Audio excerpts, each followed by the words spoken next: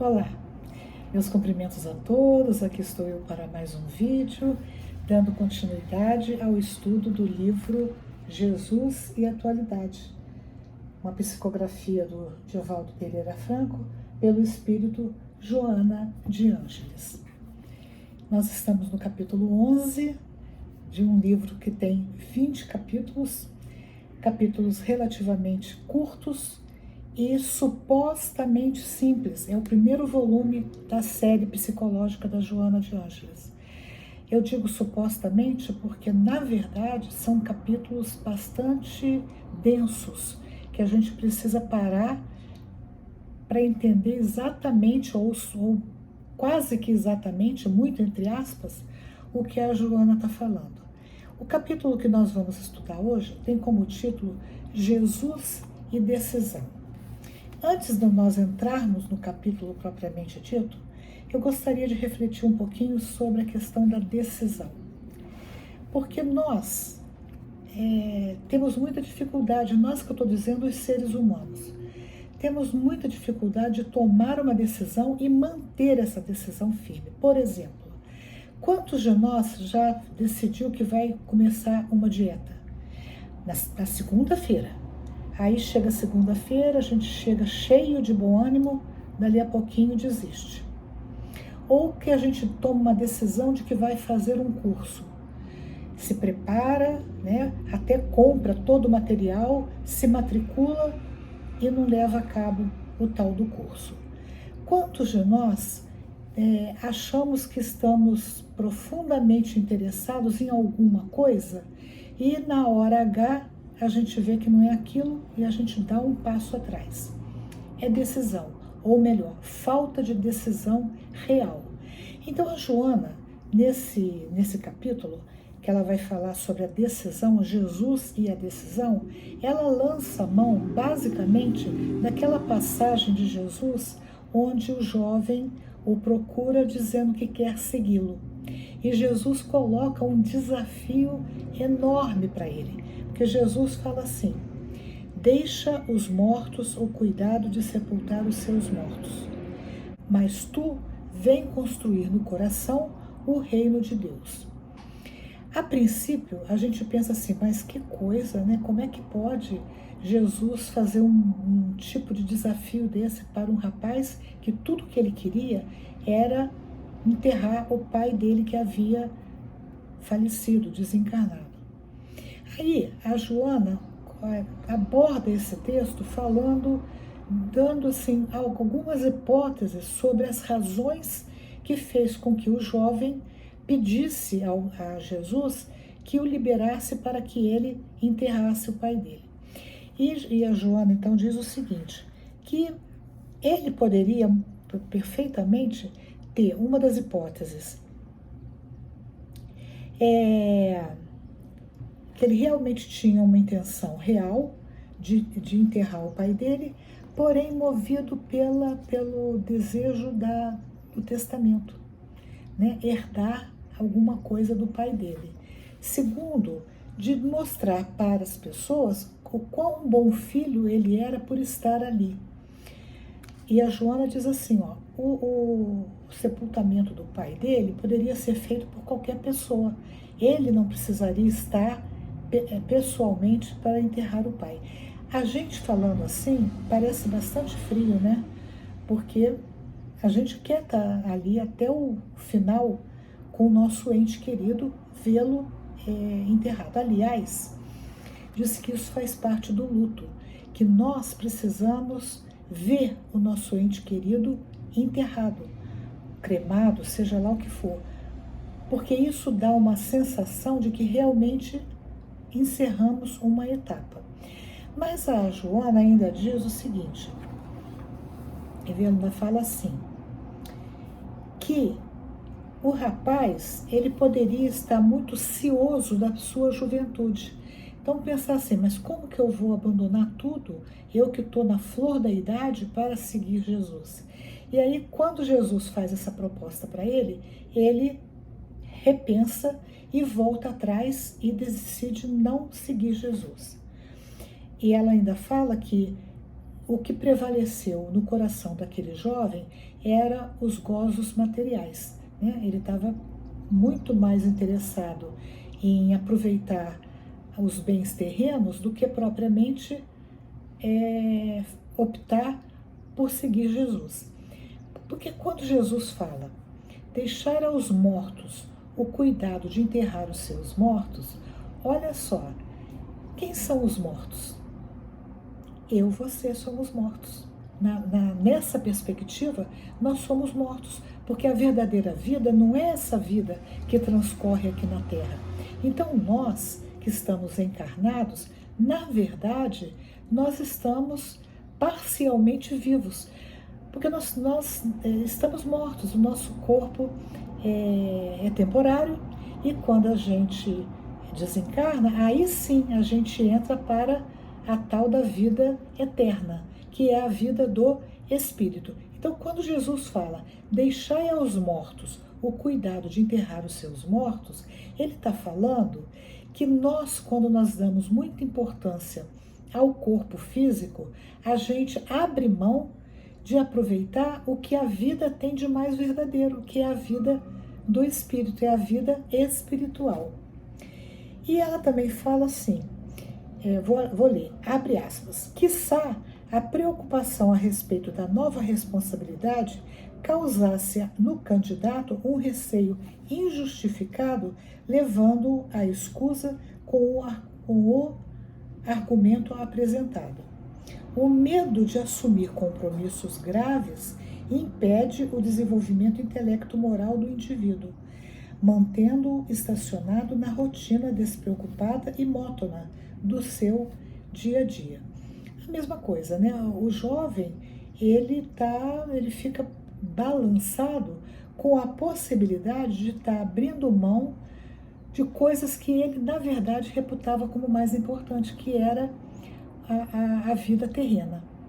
E ela continua dizendo assim, o convite de Jesus faz-se acompanhar de um programa intenso, iniciando-se na renovação íntima para melhor e prosseguindo na ação construtiva do bem em toda parte. O medo é fator dissolvente da individualidade humana, responsável por graves desastres e crimes que poderiam ser evitados. É força atuante que conduz à morte das realizações dignificantes e das próprias criaturas. A Joana aqui ela traz uma reflexão bem importante, porque ela fala que quando nós temos medo, e qual era o medo do jovem? Era o medo de optar por um programa denso, por um programa intenso que Jesus estava propondo a ele, que era o programa de investir realmente naquilo que realmente importa na nossa vida, que é a vida do Espírito. Então, naquele momento, ele teve medo. Ele ficou balançado com aquela possibilidade.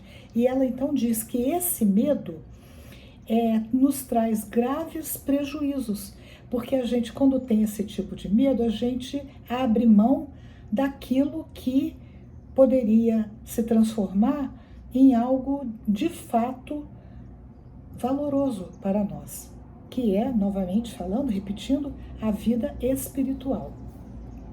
Que a gente não precisa morrer fisicamente para fazer esse tipo de opção. Nós podemos optar pela vida do espírito aqui, encarnado. Quando?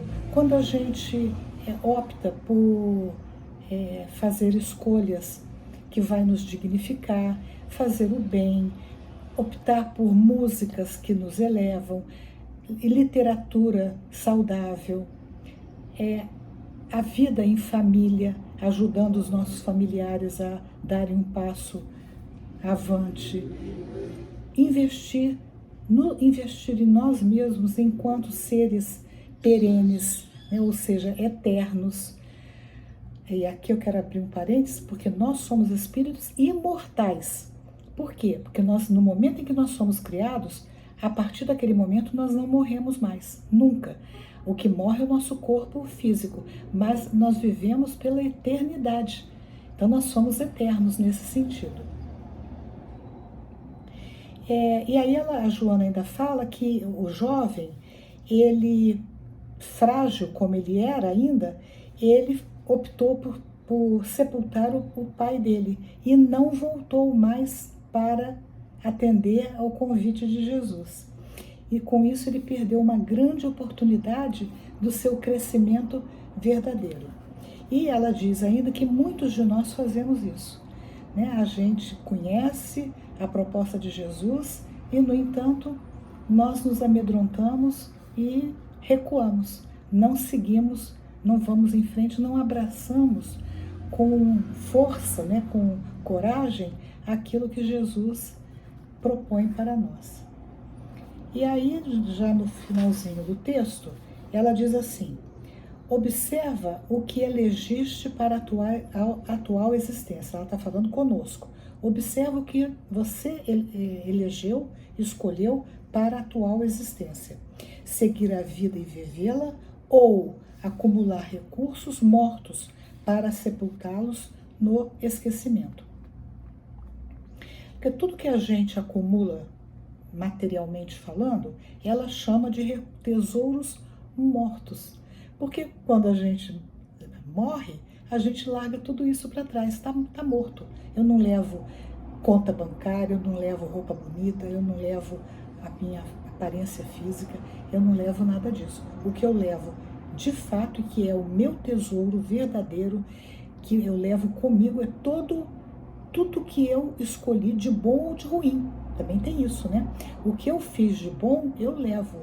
O que eu fiz de ruim, eu também levo.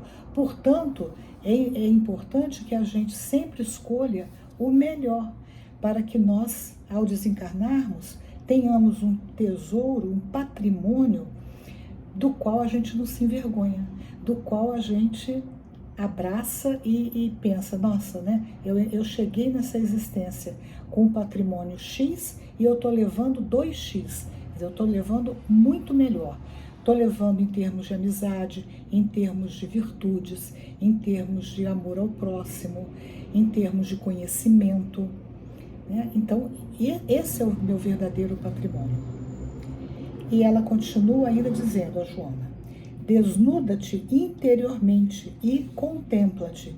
Quer dizer, olhe para você sem nenhuma desculpa, que você retira tudo aquilo que não faz parte do teu patrimônio real. Desnuda-te, como tire toda a tua roupa exterior, né? E olhe para dentro de você, para que você realmente possa se contemplar e dizer, nossa, eu sou assim, eu sou uma pessoa que tenho tais e tais qualidades, tais e tais defeitos, tais e tais virtudes, para que eu possa, com isso, com esse processo de autoconhecimento, eu então fazer um programa de vida, onde eu preciso melhorar e passar a agir no sentido de eliminar aqueles defeitos, aqueles vícios que só me prejudicam enquanto espírito imortal que eu sou. Por exemplo,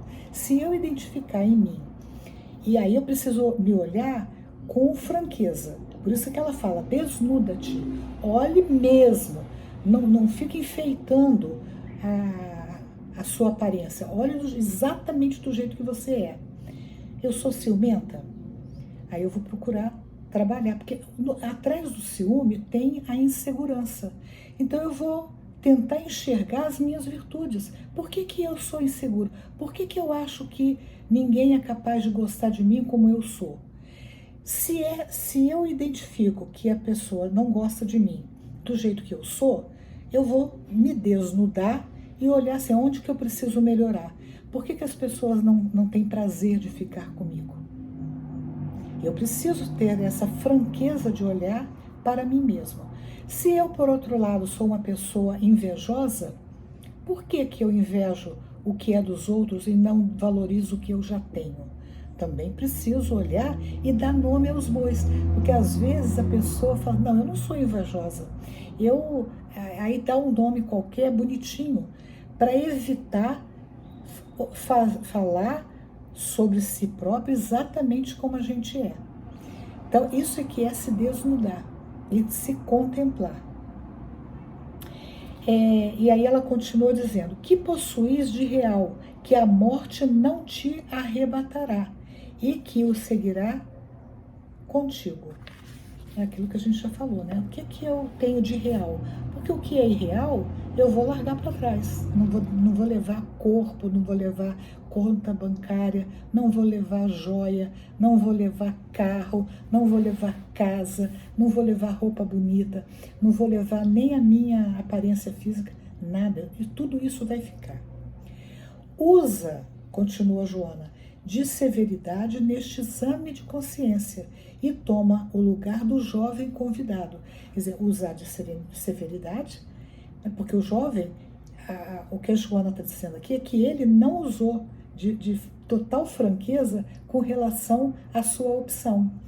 E ela fala, a gente precisa se colocar no lugar do jovem que recusou o convite de Jesus.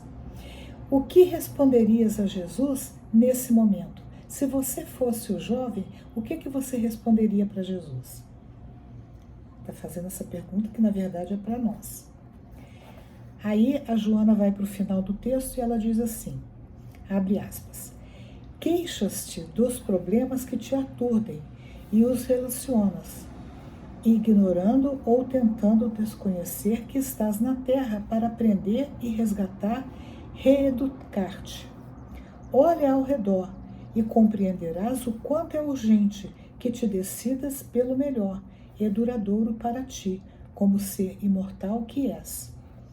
Postergando a decisão, quando então a tomardes, quer dizer, tomar a decisão, provavelmente as circunstâncias já não serão as mesmas e a tua situação estará diferente, talvez complicada. Queria fazer uma observação aqui. Quantas pessoas, na hora que elas têm a oportunidade de estudar, elas optam por não estudar, aí elas, né, o tempo passa, aí ela já, as circunstâncias já não são mais as mesmas, aí ela já não tem mais a disponibilidade de tempo para se dedicar ao estudo, isso em qualquer situação da vida. O momento é esse, a Joana diz, deixa-te permear pela presença dele Jesus, e feliz segue-o. Com tal atitude, os teus problemas mudarão de aparência, perderão o significado afligente e contribuirão para a tua felicidade. Renascerás dos escombros e voarás ao rumo da grande luz, superando a noite que te aturde. Eu queria, esse é o texto da Joana, mas eu queria ainda fazer um comentário a respeito do capítulo 23 de O Evangelho segundo o Espiritismo, que tem como título Estranha Moral. E um dos itens é deixai aos mortos o cuidado de enterrar os seus mortos. E aí o Kardec ele fala assim, o que pode significar essas palavras? Nas circunstâncias em que foram proferidas, quer dizer, quando Jesus falou, não podiam conter censura aquele que considerava um dever de piedade filial e sepultar o seu pai. Então, olha como Kardec já faz uma abordagem um pouco diferente da Joana. Tem no momento um sentido profundo que só o conhecimento mais completo da vida espiritual podia tornar perceptível. A vida espiritual é, com efeito, a verdadeira vida, é a vida normal, a vida do espírito, sendo-lhe transitória. A vida material é transitória. A passagem à existência terrestre, isso que é uma espécie de morte, foi o que a gente comentou, né? Nós estamos mortos, porque nós estamos encarnados. Se comparada ao esplendor da atividade da outra vida, que é a vida do espírito. O corpo não passa de simples vestimenta grosseira que temporariamente cobre o espírito, verdadeiro grilhão que o prende à gleba terrestre, do qual se sente feliz em libertar-se. Quer dizer, o espírito, quando nós desencarnamos, a nossa perspectiva muda, porque a gente se livra desse grilhão, dessa cadeia que é o nosso corpo físico. Não te preocupes com o corpo, pensa antes no espírito, vai ensinar o reino de Deus, vai dizer aos homens que a pátria deles não é a terra, mas o céu, porquanto somente lá transcorre a verdadeira vida. Então, na minha opinião, o Kardec fecha essa ideia, né, esse item, com chave de ouro. Gostaram desse texto? Se gostaram, dê um joinha, compartilhem e comentem. E eu fico feliz se eu puder reencontrar vocês no próximo vídeo. Que Deus nos abençoe, que a gente possa sempre ter certeza de que o amanhã, o futuro é nosso, né? O amanhã é nosso como espírito imortal que nós somos. Um grande abraço e a gente se vê no próximo vídeo, se Deus quiser.